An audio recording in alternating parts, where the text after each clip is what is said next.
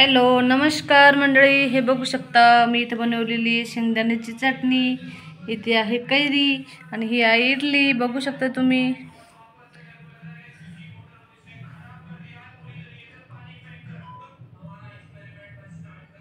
मस्त इडली झालेली आपली.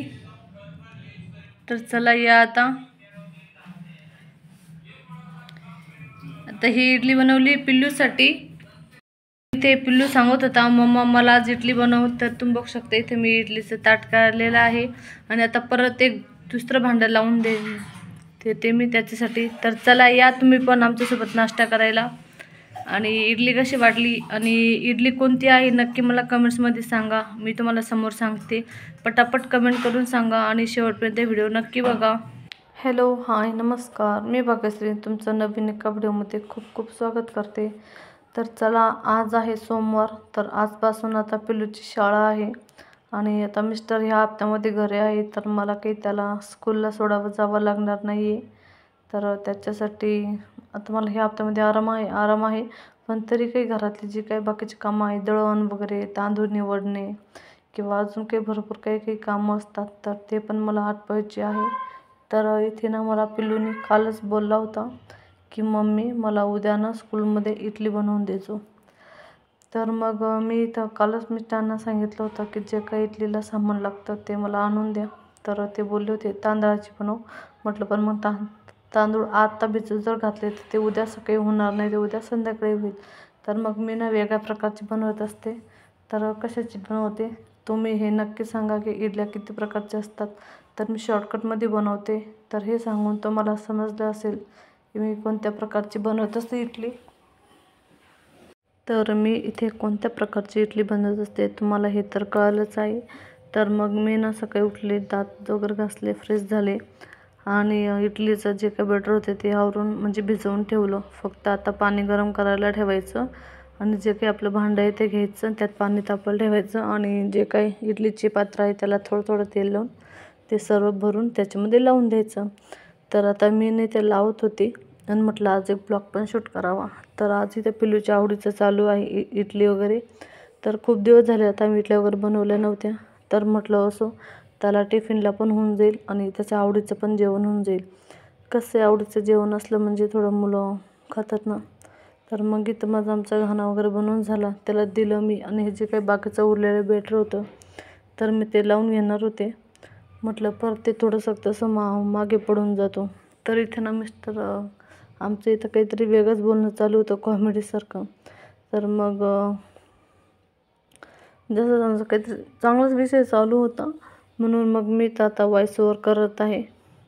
तर तुम्ही तर बघू शकता आता मी जे काही बाकीचं उरलेलं होतं ते सर्व त्या पात्रामध्ये लावून देते आणि पटापट बनवून घेते. तर इथे एका साईडला आमटी पण बनवून घेतली, पण तिच्यामध्ये ना थोड्याशा जास्त मिरच्या पडलेल्या आहे तर ते खूप तिखट लागत होतं. तर मग मी ना थोडीशी शेंगदाणे पण बिना याचे ते थोडे एका साईडला मिक्सरच्या भांड्यामध्ये काढून घेतले, कारण की मिक्सरचं भांडं खराब आहे. तर माझ्याकडं ज्यूसचं भांडं आहे. तर मग मी तिच्यामध्ये टाकून ते सर्व पेस्ट काढून परत आमटीला वाढून घेतलं आणि जे काय उरलेलं होतं इडलीचं बेटर तर मी ते आता इथे लावून दिलेलं आहे. आणि किचन पण थोडं हात मारून घेतला, कारण की तिथे जर पसारा असलो ना परत नंतर ते आवरायला मन नाही करत आणि खूप वेळ पण होतो. तर इथे ना माझा म्हणजे पोटावरती गाऊन फाटलेला होता, तर तो चांगलं नव्हतं वाटत आणि म्हणून मग मी ते थोडं ब्लडचं हे लावत आहे. तर म्हणतात ना फाटकं असलं तर चालेल पण वाटलेलं नसावं, बरोबर आहे. तर असंच काही विषय आहे. तर तुम्ही तर बघू शकता आता मी तर भांड्याला लावलेलं आहे. तर आता इथं इडली वगैरे तयार झाली आहे आणि आता आम्ही मिस्टर आणि आम्ही दोघं पण बसलो नाश्ता करायला. तुम्ही बघू शकता इथे पिल्लूला इडली वगैरे देऊन जेव घालून त्याला पाठवून दिलेलं आहे स्कूलमध्ये. नाही त्याचा अजून वेळ होता तर म्हटलं चला तोपर्यंत आपण नाश्ता वगैरे करू.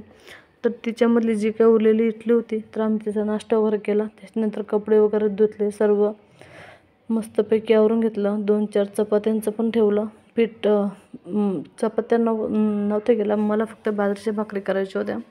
तर इडलीचा नाश्ता वगैरे झाल्यावर मी भांडी वगैरे कपडे धुवून घेतले, आधी टाकून दिले. म्हटलं 2 बाजरीच्या भाकरी टाकायचे. आमटी तर होती सकाळची म्हणजे जी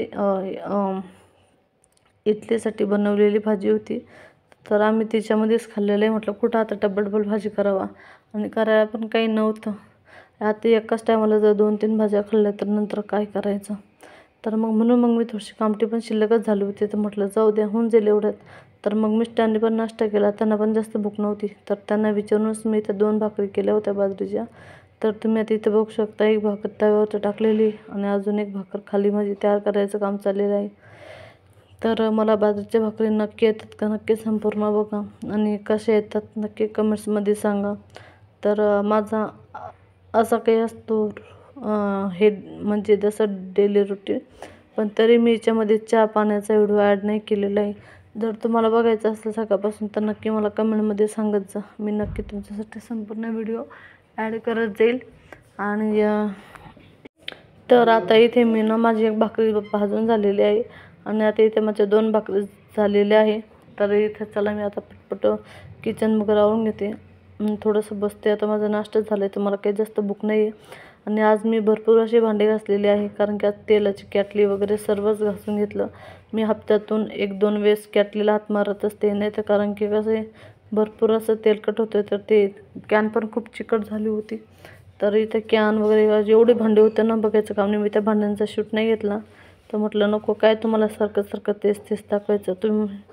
तर असं व्हिडिओ आवडला असेल तर लाईक करा, शेअर करा, सबस्क्राईब करा. बाय.